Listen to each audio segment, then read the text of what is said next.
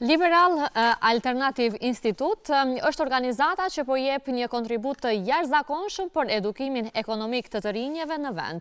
Së fundmi, kjo organizatë mbajti edicionin e 3 të Olimpiadës Ekonomike, në të cilën ishin të përfshirë shumë të rinj. Për të folur për mbresat e këtij edicioni, sfidat dhe arritjet, kam të ftuar Orhan Cekan, drejtor ekzekutiv, bashkë me të është edhe Jasir Mustafa, një nga 5 finalistët e Olimpiadës Kombëtare Ekonomike, i cili këtë gusht do të përfaqësoj Maqedoninë e Veriut në Olimpiadën ndërkombëtare të ekonomisë në Greqi.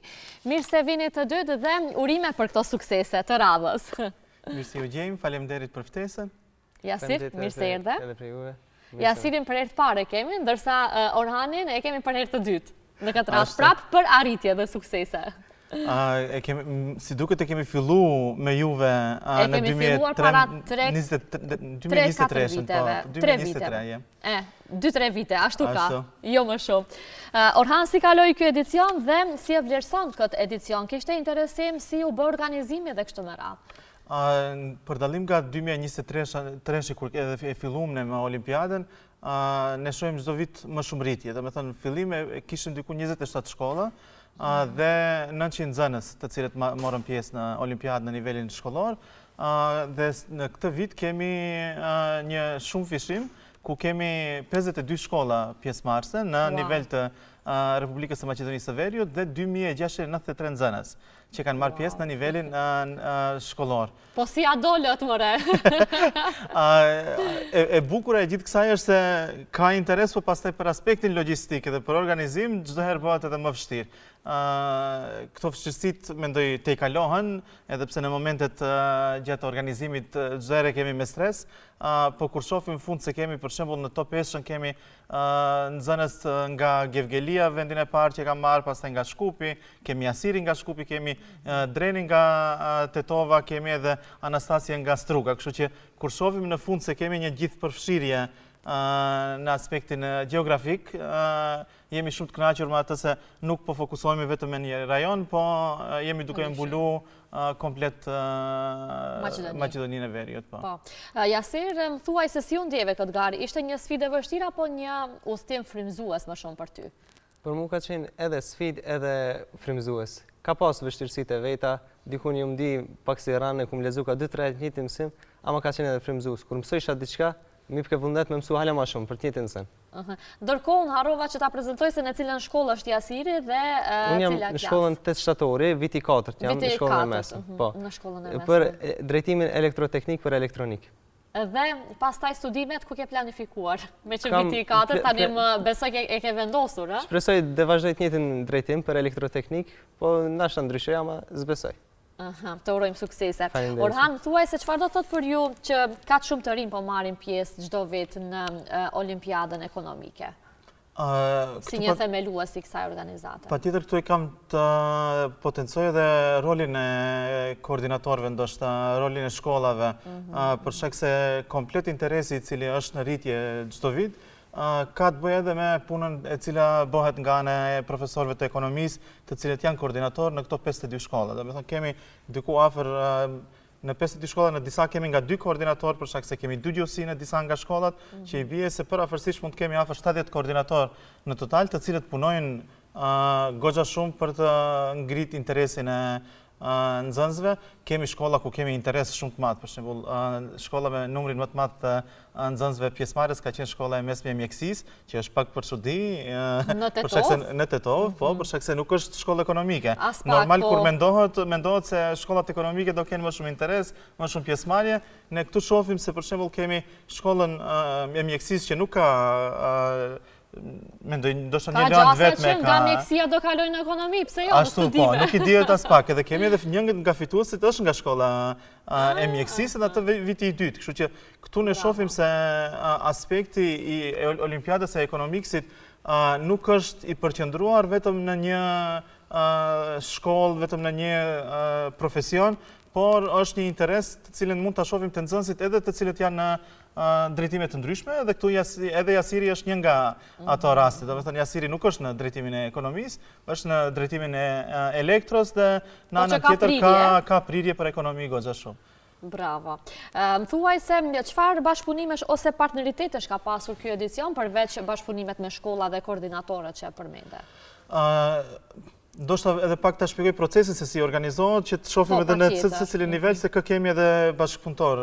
Bashkëpunëtorin kryesor të cilin e kemi ne, partnerin kryesor, është Economics Fundamentals Initiative nga SBA-ja, që është edhe fajtori për gjithë këtë, për shkak se kemi pas çdo herë si mbështetës nga 2023 deri tash, jo vetëm Olimpiadën e Ekonomiksit, po komplet për programin e edukimit ekonomik, e cila ka disa pjesë në të. Në nivelin shkollor do me thoni kemi pas shkollat dhe koordinatorët, pastaj në nivelin rajonal kemi bë në 7 qytete të ndryshme të Maqedonisë, kemi sjell nxënës nga 16 qytete dhe 52 shkolla.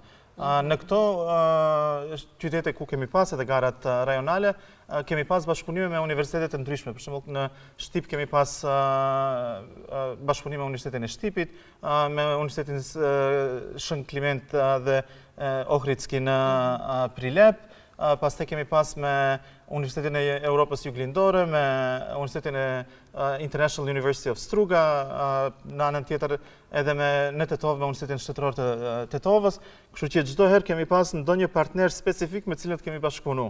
Në nivelin kombëtar, pastaj kemi bashkëpunim shumë të mirë edhe me Universitetin e Europës Juglindore, të cilët për 3 nga 5 fituesit, domethënë për vendin e parë jep bursë 100% për studime në UAL, për vendin e dytë 70% dhe për vendin e tretë 50%. Do me thënë bashkëpunimi jo vetëm për Olimpiadën, po në përgjithësi është goxha i mirë me gjitha këto institucione dhe normal ne përveç faktit që janë pjesëmarrës dhe top 5 do shkojnë në nivelin ndërkombëtar të përfaqësoj Maqedoninë e Veriut, kemi pas dhe shumë shpërblime edhe për nivelin rajonal, do me thënë për vendin e parë, vendin e dytë, vendin e tretë, kemi pas shpërblime dhe gjithë këto kanë qenë të bazuara nga fondet nga sektori privat, që ne jemi shumë... Do thotë keni gjetur mbështetje edhe nga sektori privat.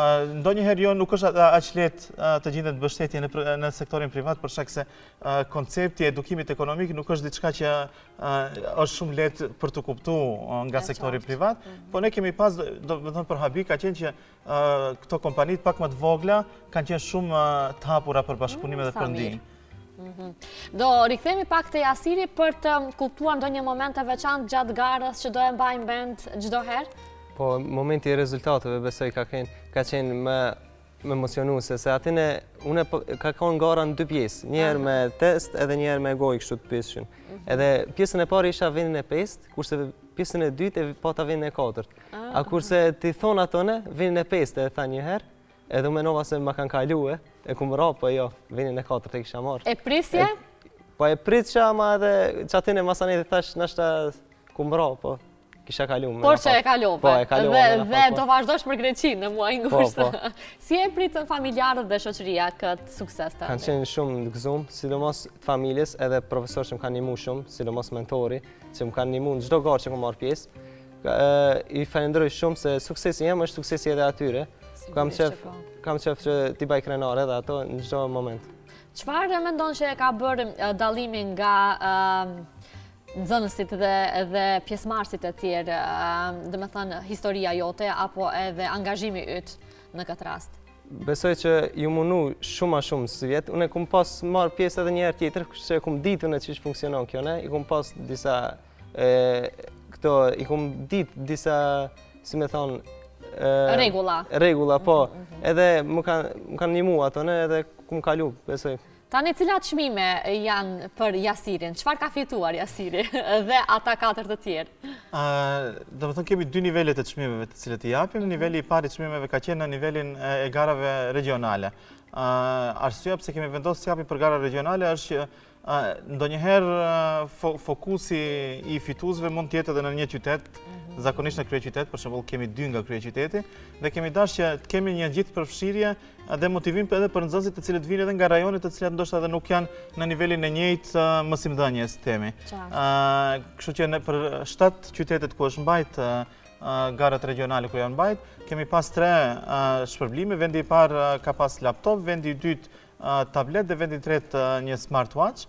pastaj për top 500 kemi një bursë vjetore e cila do jepet nga muaji shtator deri në fund të vitit akademik çdo muaj, siç e përmenda 3 bursat të cilat jepen nga UAL për 3 më të mirët dhe mundësia për të marrë pjesë në garat ndërkombëtare në Greqi. E gjitha kjo çdo herë ka qenë mbuluar, domethënë nga fillimi deri në fund për secilin nxënës nuk ka pas asnjë harxhim përveç harxhimit të kapacitetit dhe inteligjencës. Mjafton ajo, po prandaj shpërblehen. Patjetër. Edhe në Greqi besoj që janë të mbuluara gjitha. Gjitha. Domethënë kemi ne kur e kemi filluar dhe nga viti 2023 kemi filluar me këtë ide, për shkak se edhe vetë kemi qenë pjesë të garave kur kemi qenë më të ri dhe kemi ashtu.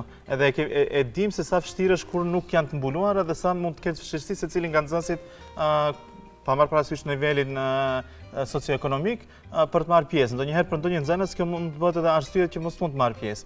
Kështu që në fillim kur e filluam ne thamë nga fillimi deri në fund do mbulojmë transport, ushqim, çdo gjë e cila është e lidhur me pjesëmarrje në gara që mos të ketë nevojë asnjë nxënës të thotë vetes unë nuk mund të marr pjesë këtu për shkak se s'do kem mundësi të bëj pagesën e shpenzimeve. Edhe në këtë rast apo janë entuziastë dhe me shumë vullnet dhe falënderues këta nxënës, Orhan? Po, patjetër. Mendoj këtë ne e shohim çdo vit.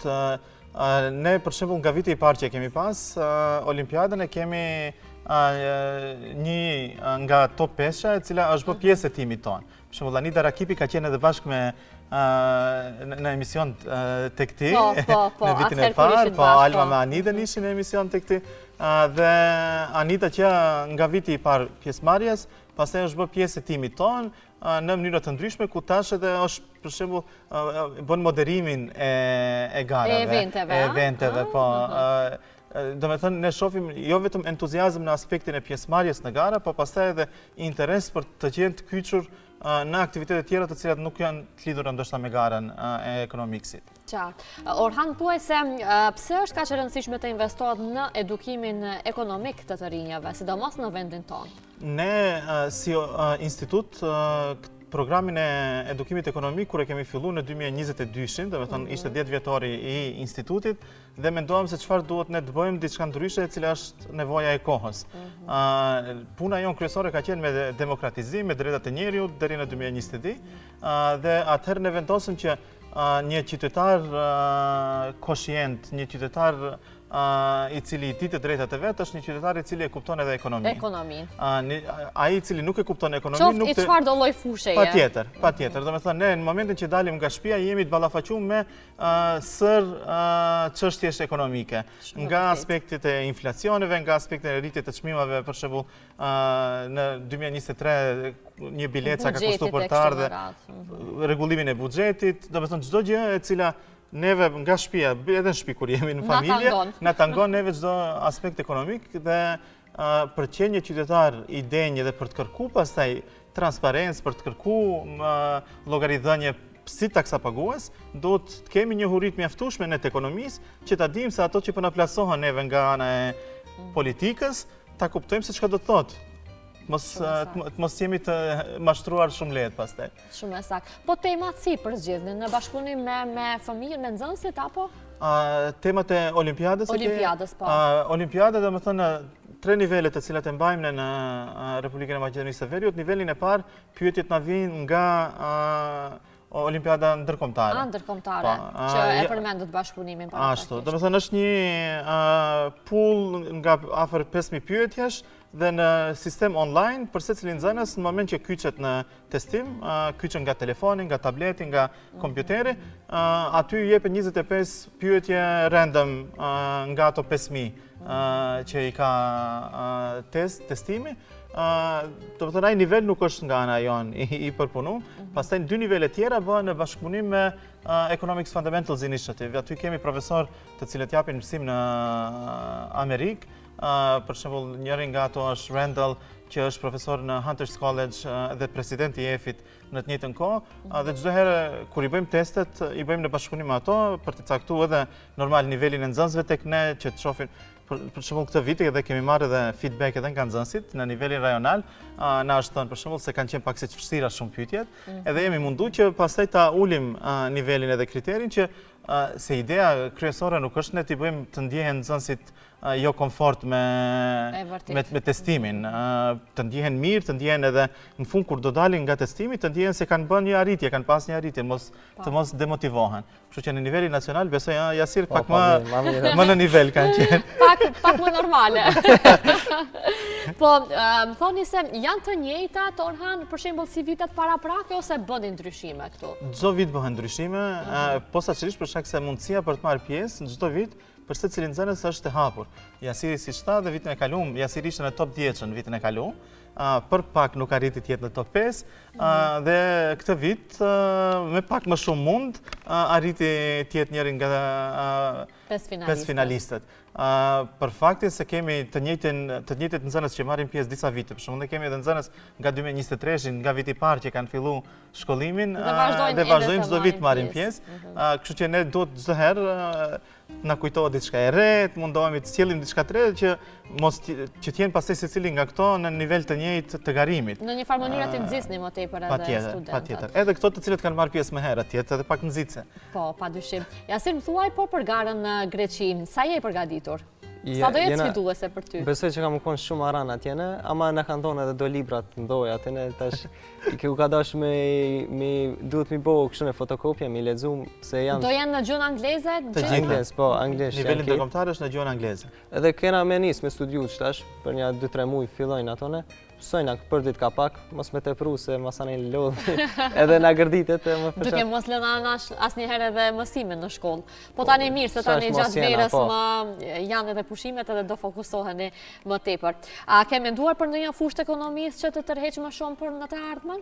Për në të ardhmen besoj që janë këto që tregojnë për ekonominë e qeverive, që tregojnë se nuk duan me pas shumë pushtet, edhe shumë që është aktuale në shumë vende, edhe është shumë interesante.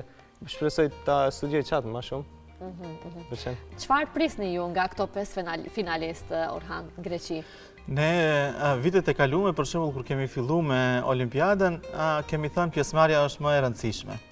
Nuk do të thotë se këtë vit nuk themi se pjesëmarrja është më e rëndësishme, normal se është e rëndësishme. Si çdo garë që thuhet. Si çdo garë që thuhet, po. Po çdo vit më shumë edhe në nivel ndërkombëtar rritet edhe numri i shteteve të cilët marrin pjesë. Për shembull këtë vit kemi mbi 30 shtete në nivelin global që do marrin pjesë në këtë garë. Dhe ne presim spaku me një medalje të kthehemi nga top 5. Për shkak se secili garon në mënyrë individuale, nuk është se është një garë në tim. E përbashkët nuk është, Nuk është e përbashkët, domethënë secili individualisht dhe kemi shpresa edhe nga rezultatet që i kemi pas këtë vit, për shembull për dallim prej viteve tjera, rezultatet kanë qenë shumë më të mira në testim. Vite tjera për shembull kemi pas në 93 pika kemi pas maksimumin për shembull këtë vit nga 100 nxënësi më i mirë që ka qenë, që i bie se nga vitet e kaluara që kemi arrit 70-shin, jemi tu pas se nxënësit pak janë tu ju kthy më shumë mësimit, janë tu ju kthy se kemi pas sa vite ku ka pas një rënje në interes për marrë pjesë edhe në gare, po edhe për t'i dhënë maksimumin e vetes në mësimnxënje. Tani domethënë janë më entuziast. Unë besoj që çdo vit më shumë shohim më shumë entuziazëm tek nxënësit. Mirë. Orhan, po përveç Olimpiadës ekonomike, nga instituti çfarë kemi tre? Cilat janë aktivitetet tjera që po i organizoni? Unë e di që ju nuk ndaleni, në një ndër aktivitetet kam qenë edhe unë prezente, domethënë para 2 viteve, nëse nuk gaboj. Po, para 2 viteve, në me atë aktivitetet do vazhdojmë edhe këtë vit. Kështu që do jesh edhe ti më se mirë se ardhur. Faleminderit. Do vazhdojmë edhe këtë vit edhe me këto punëtori që i mbajmë edhe me gazetarët, për shkak se konsiderojmë se është shumë e rëndësishme edhe gazetarët të kenë ato njohuri të bazë të ekonomisë, që të kenë mundësi pak më mirë edhe ndoshta të bëjmë pyetjet edhe ndaj bashkëbiseduesve, po jo vetëm, për shkak se bara juve si gazetarë është goxha e madhe. Informoni ju në temat e ndryshme audiencën, dhe fakti që është rajonal, për dallim prej aktiviteteve tjera që i bëjmë në nivel lokal, ky është në nivel rajonal, domethënë është bashkë mba mend me Kosovën, me Shqipërinë, tash ashtu edhe Mali i Zi si një ndër 4 shtetet në Ballkanin Perëndimor, që është pjesë e rajonit. Përveç kësaj, kemi ne edhe 2 organizime tjera që janë shumë të rëndësishme. Njëra prej tyre që nga ky vit kemi filluar është trajnimi për profesor.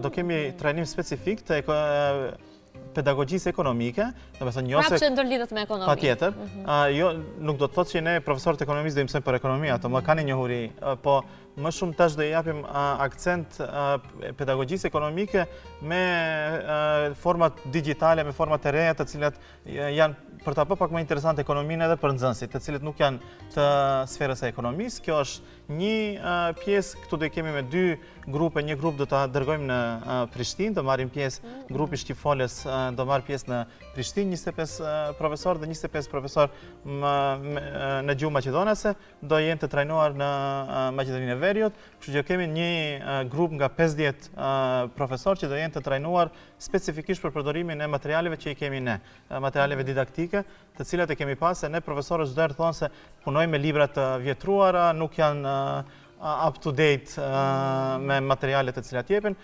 Përveç kësaj ne edhe me institutin Open Society Foundation kemi edhe një projekt tjetër që jemi të punu, është një platformë digjitale për profesorët e ekonomisë, të cilët do kenë mundësi të përdorin çdo lloj materiale që ne kemi përgatitur për to. Duke filluar nga libri, patjetër, do të thonë duke filluar nga libri, duke filluar nga prezantimet të cilat mund t'i përdoren direkt në klas, practice exercises për shembull me nxënësit për t'i punu, raste studimi, ka do të thonë një sërt materialeve që do kenë mundësi video materiale për shembull të cilat janë të përkthyera në të dy gjuhët në të cilat përdoren në Maqedoninë e Veriut. Kështu që ka goxha materiale që do u jepen profesorëve në përdorim. Përveç, do të thënë, kjo është një aktiviteti tjetër që jemi duke punu është në të njëjtën kohë dhe akreditimi i lëndës. Për shkak se duam të bëjmë formalizim të kësaj që po e bëjmë. Projektet e dini vinë dhe shkojnë, kanë edhe afatin e vet, ndonjëherë mund edhe të mbarojnë. Ne kemi ende kohë për të implementuar projektin, po duam ta lëmë në dorën e sistemit, në dorën e institucioneve, kur ne nuk do jemi më pjesë e këtij aktiviteti.